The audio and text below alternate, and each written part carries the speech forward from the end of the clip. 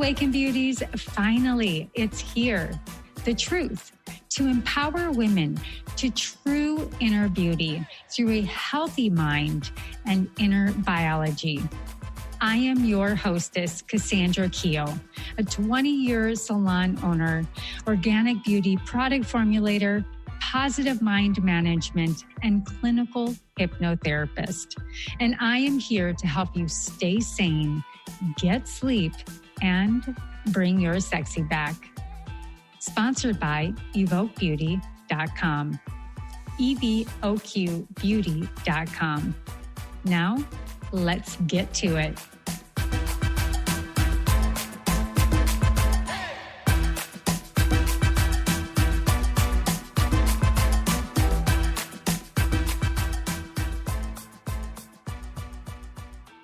Welcome to the Awaken Beauty Podcast. Cassandra here, your clinical hypnotherapist, neuroenergetic ADHD coach, and quantum biofeedback practitioner. All right, serious talk, my friends.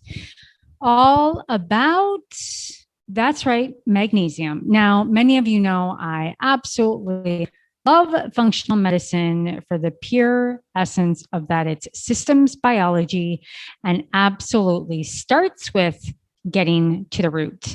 Now, recently I had Dr. James Greenblatt on the Awaken Beauty podcast, and we talked about a functional medicine approach to ADHD and mental health. And we dabbled a little bit into nutraceuticals and supplements.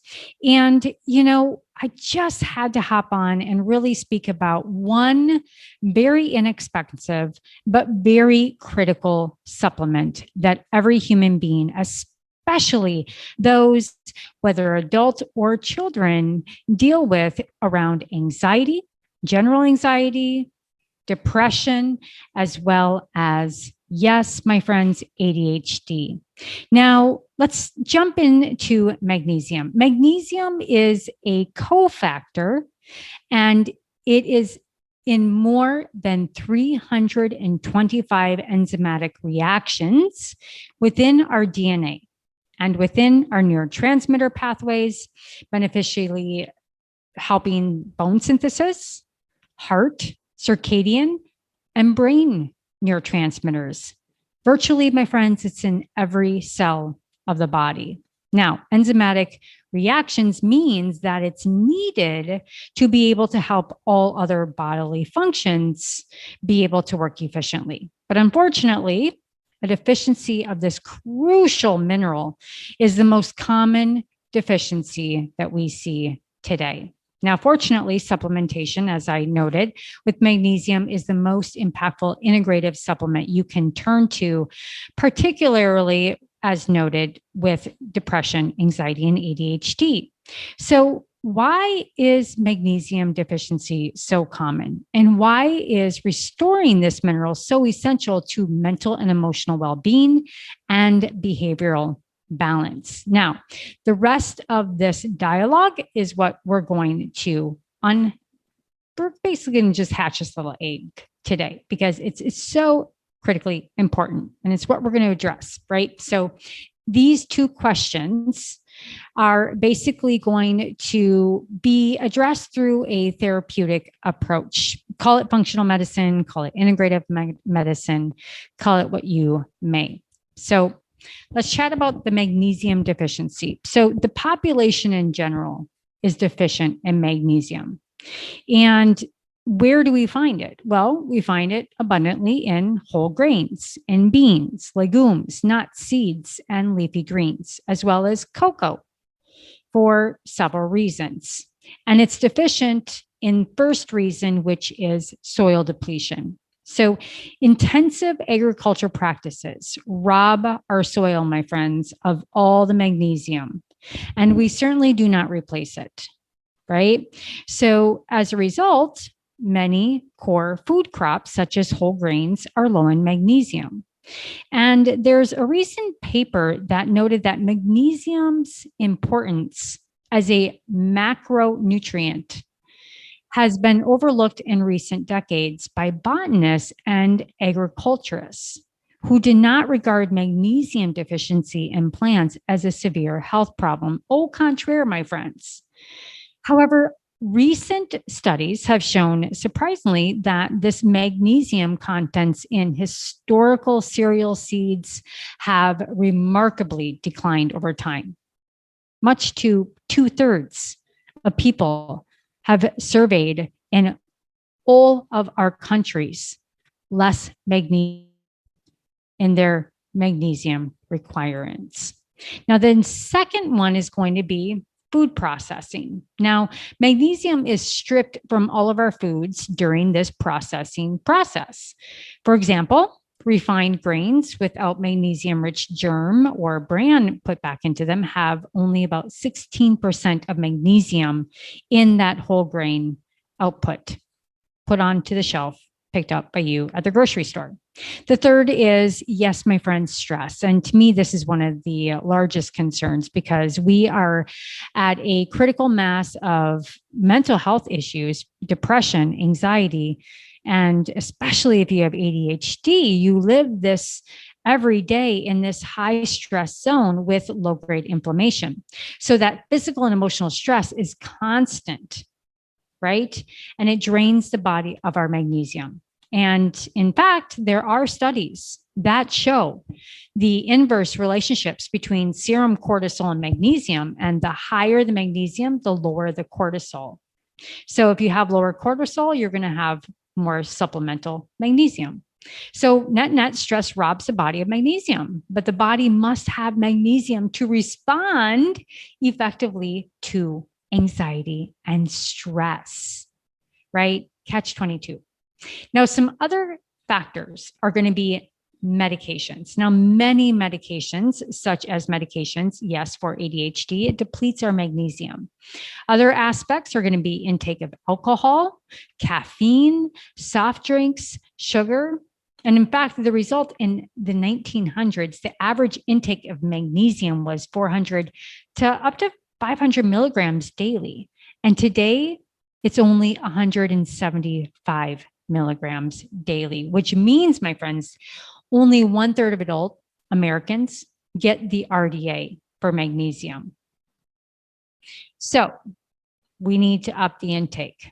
And that magnesium deficiency causes deficiencies in our health. Net, it has been cited in so many papers contributing to brain function, hypertension, type 2 diabetes, obesity, osteoporosis, and even types of cancer. Now, specifically with osteoporosis and calcium channels, we need the calcium and the magnesium, again, that cofactor, to play together to be able to get the body's sufficiency into the channels needed to be able to do what it needs to do with that calcium that needs that magnesium to be able to give you the results that you need with all the calcium you may be taking.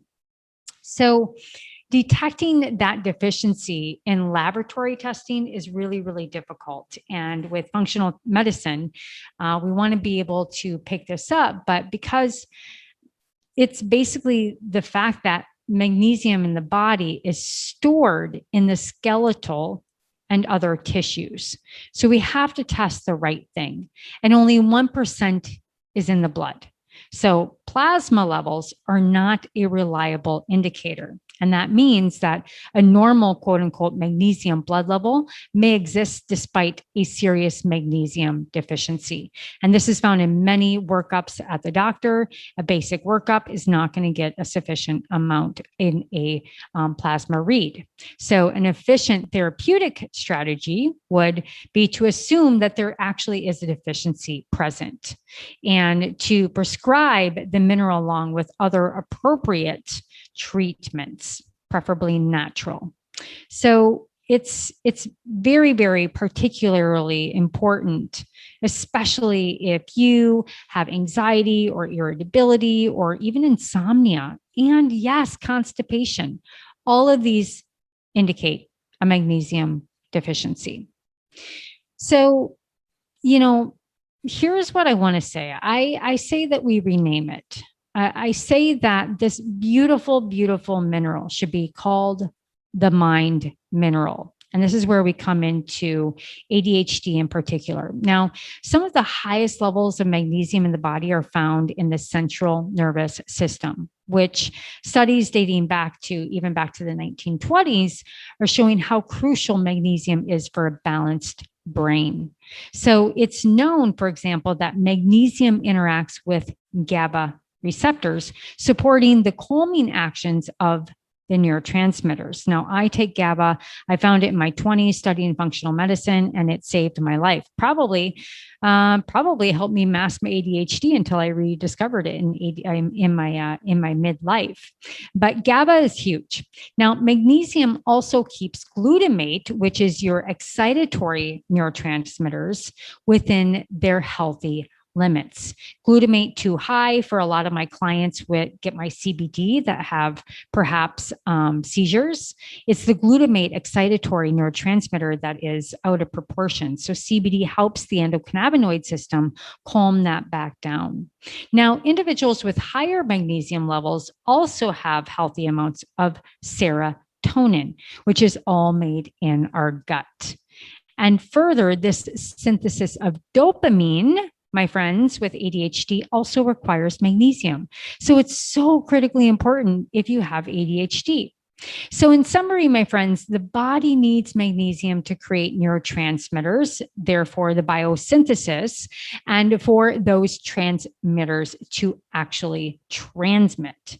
So magnesium also acts both as the pituitary and adrenal levels. Now, if you have exhaustion or fatigue, also important to note here, because the pituitary gland modulates the release of your ACTH, which is basically a hormone that travels to the adrenal glands that stimulates that cortisol to release in the first place.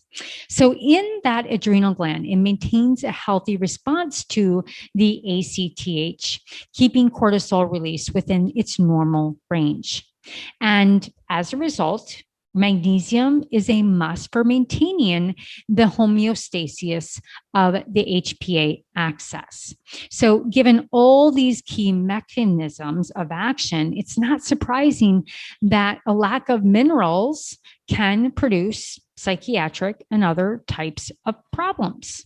So if you have perhaps difficulty with memory and concentration, depression, apathy, or fatigue, even emotional instability or irritability or nervousness, or what we call anxiety, insomnia, migraine headaches, constipation, PMS, even dysmenorrhea, fibromyalgia, autism, and yes, as noted, ADHD, all can be in the depletion and the repletion of magnesium. Restoring those normal levels of the mineral produces absolute positive changes in both our mood and, as I just named it, the mind mineral, in our cognition.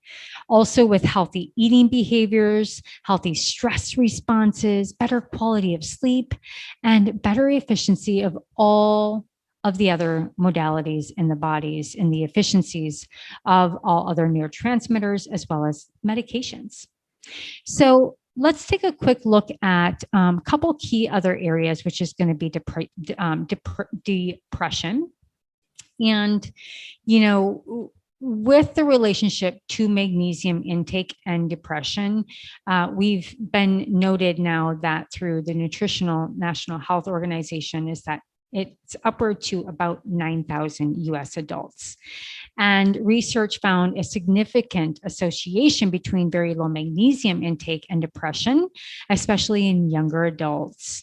So it's critically important from childhood all the way up to senior citizens with depression, that these low blood levels of magnesium and even type 2 diabetes is sufficiently reduced with upwards of at least 450 milligrams of magnesium daily, and especially if you're taking in any kind of medication. In fact, it actually showed that just 12 weeks of this, depression ratings were equally important in both groups to have declined. So next, attention deficit hyperactive disorder, or ADD in general. Magnesium deficiencies afflicts 90% of all people with ADHD and triggers symptoms like restlessness, poor focus, irritability, sleep, and anxiety.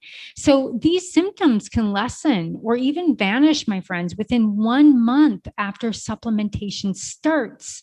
So yes, magnesium can also prevent or reverse ADHD drug side effects. And that's why most ADHD individuals get a prescription for magnesium. So for adults, 10 to 12, 100 milligrams twice daily is sufficient. And if you're an adult, typically we look at about 300 milligrams of magnesium. Now, as far as dosage and form, I love magnesium glycinate at meals as well as at bedtime. It is suggested to take 4 times daily to benefit you significantly. You can also use magnesium powder. I like to take powder at night or in a liquid form because it is super bioavailable.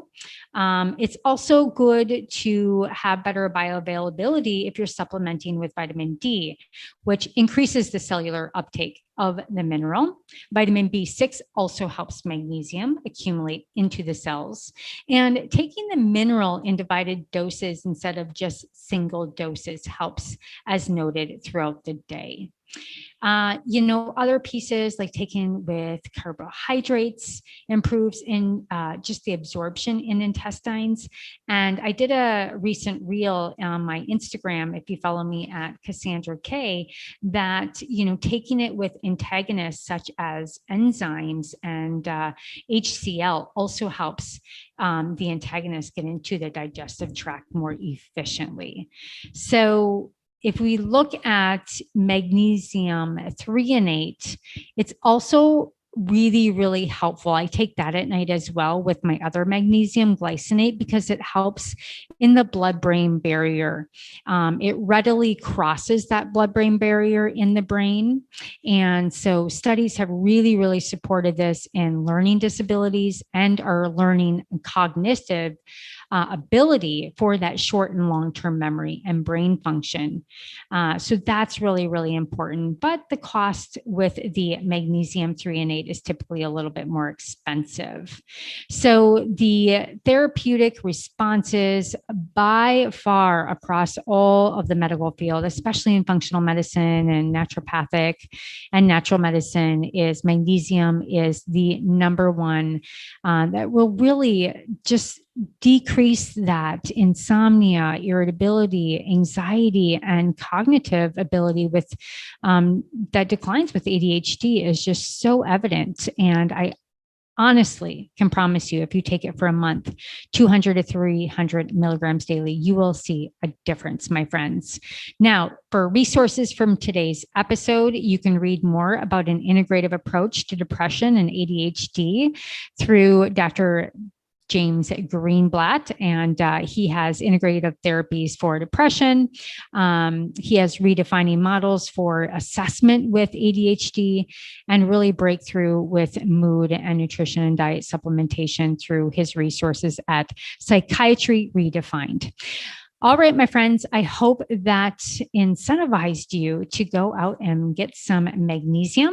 I really love Nutrition Dynamics as well as Premier Research Labs. If you have any questions about how to test, doing neurotransmitter testing, hormonal testing, and just the right types of supplementation, please do reach out to me. It is my jam. It is my specialty, especially with ADHD and functional medicine.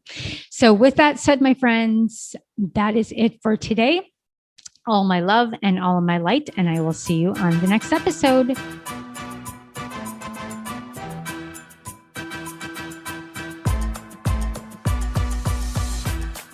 Well, hello, Awaken Beauty. Thank you so much for joining the show today. Were you inspired? Please leave a comment or your own personal aha moment so others can capture exactly what you did. Also, please like and subscribe wherever you listen to your favorite podcasts. And if you're interested in high quality natural products for your hair, skin, and wellness, including organic CBD, please visit evokebeauty.com. Again, that is evokebeauty.com, EVOQbeauty.com. And until next time, darling, stay sane, get sleep, and bring your sexy back.